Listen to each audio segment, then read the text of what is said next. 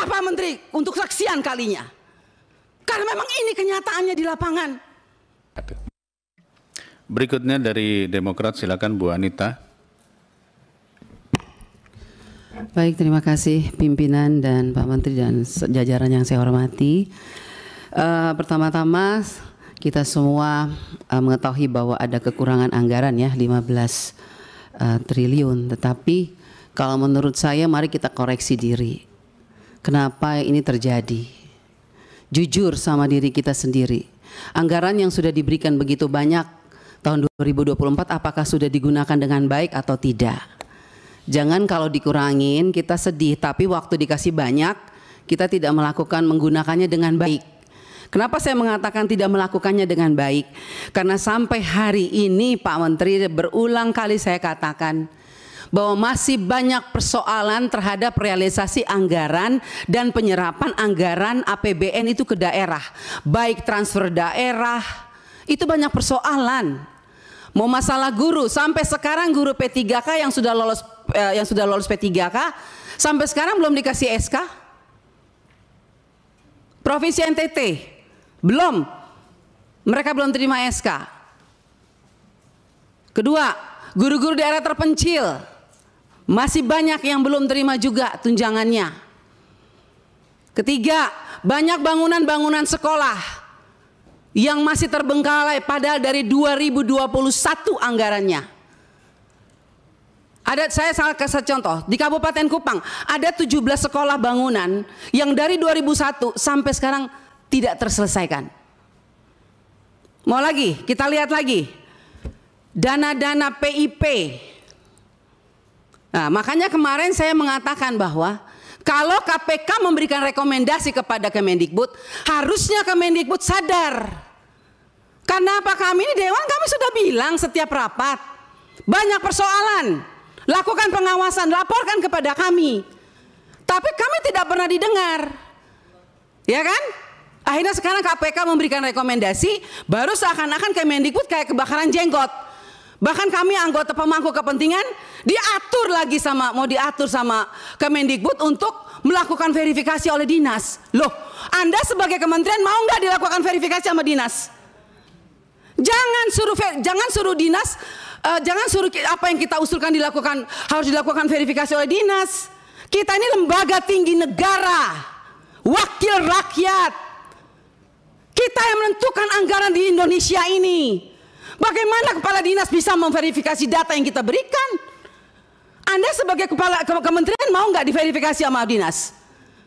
Bapak Ibu ini kan orang-orang pintar setahunya saya di Kemendikbud. Orang-orang berpendidikan. Kok bisa salah mengambil kebijakan? Anda mengeluarkan Perseksjen yang dimana poin nomor 3 dikatakan bahwa data yang direkomendasikan sebagaimana dimaksud pada huruf B diverifikasi oleh Dinas Pendidikan. Loh, kita ini pemangku kepentingan usulkan itu dari Dapodik sekolah. Dapodik itu harusnya kan, makanya tadi Pak Andre bilang, operator sekolah itu diperhatikan. Karena semua itu dari operator sekolah. Kepala sekolah aja kadang-kadang tidak tahu apa yang terjadi dilakukan oleh operator sekolah. Dinas pendidikan juga nggak tahu. Nah, kementerian juga, jadi kalau mau lakukan verifikasi, harusnya kementerian melakukan verifikasi terhadap dinas, dinas lakukan verifikasi terhadap kepala sekolah, hasil verifikasi itu baru diberikan kepada kami. Itu jangan dibolak-balik. Bahkan saya minta Bapak Ibu pimpinan, kita ambilkan rekomendasi kepada KPK, periksa apa yang ada di Kemendikbud. Karena ini banyak persoalan, PIP, KIP, dana BOS. Banyak hancur ini. Tolong Ibu, saya minta Pak Pimpinan, kita berikan rekomendasi kepada KPK, periksa dari 2021, 2022, 2023. Nggak usah tambah anggaran kalau memang banyak korupsi, uang negara habis, bukan untuk rakyat. Saya marah Pak Menteri untuk sekian kalinya. Karena memang ini kenyataannya di lapangan. Jangan dong kita dibikin seperti anak kecil. Kok apa yang diusulkan kita mesti diverifikasi oleh Dinas Pendidikan? Anda mau nggak sebagai menteri diverifikasi oleh Dikbud, oleh dinas? Jangan aneh-aneh lah. Kalian tuh dipilih oleh presiden, harusnya berikanlah yang terbaik untuk rakyat. Semoga pembicaraan saya ini dilihat oleh presiden yang baru. Semoga presiden yang baru memperhatikan kinerja kementerian sekarang ini, memperhatikan eselon-eselon 1 yang sudah ada ini, tidak memberikan solusi kepada negara, hanya membuat persoalan di daerah. Yang tertinggal tetap tertinggal, yang guru menangis tetap menangis. Bicara plafon digital, mana keadilan untuk daerah 3T? Enak daerah-daerah yang sudah ada internetnya diberikan terus, tapi kita yang daerah 3T yang tidak ada internetnya dibiarkan begitu saja. Mana keadilan sosial bagi seluruh rakyat Indonesia, Pak Menteri? Saya sangat kecewa. Kita sudah mau habis masa jabatan, Anda mungkin sebentar lagi habis, atau Anda lanjut, saya tidak tahu.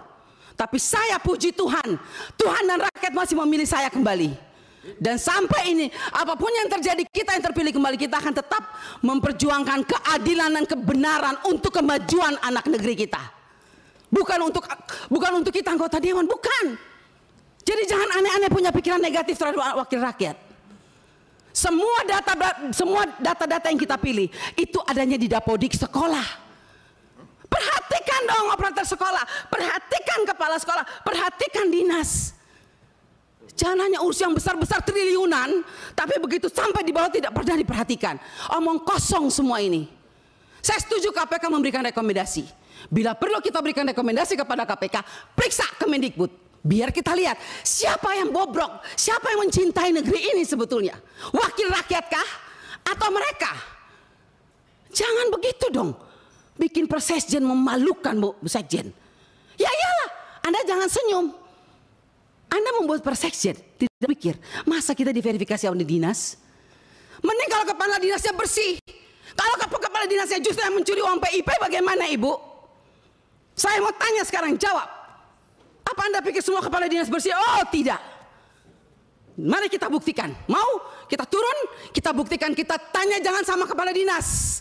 Tanya sama penerima PIP. Itu baru bisa dapat jawabannya. Kalau Anda hanya turun hanya di dinas, semua jawabannya bagus. Tapi coba turun ke rakyat. Turun ke penerima orang tua. Kalau nggak lihat itu orang tua punya air mata. Omong kosong.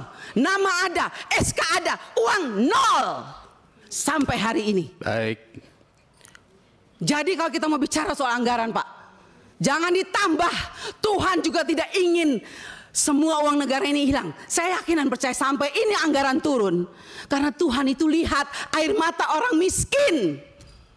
Jadi kalau anggaran turun jangan marah. Mungkin inilah kehendak Tuhan supaya kita koreksi diri. Stop dan bertobat. Kalau mau lihat bangsa ini baik dan lebih maju. Terima kasih pimpinan.